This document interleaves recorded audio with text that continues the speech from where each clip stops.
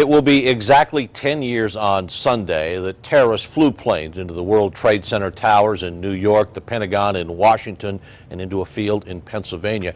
Here at home this weekend, New Mexicans will remember those lives lost on September 11th. News 13's David Romero is live at Sacred Heart Church in Morelos with more on this. David?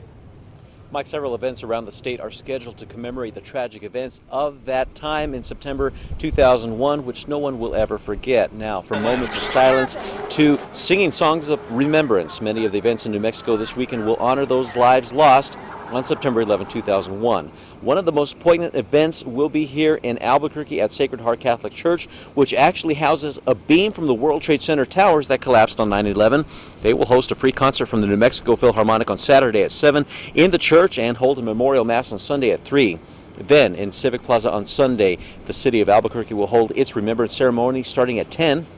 And in Santa Fe, a memorial ceremony and parade to the fire station on Morales Road, rather to the plaza from the fire station on Morales Road, will start at 11:25. All these events will coincide with the national events on a very somber day.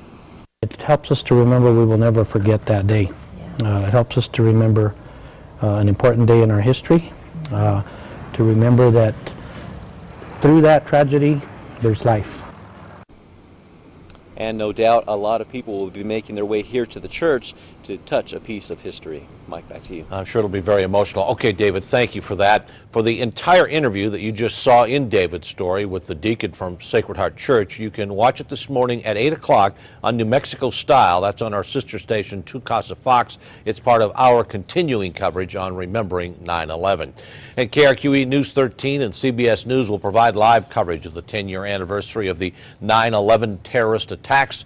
KRQE News 13 Sunday morning will air from 6 to 6:30, and that will be followed by a CBS News special report until 8:35 on Sunday morning.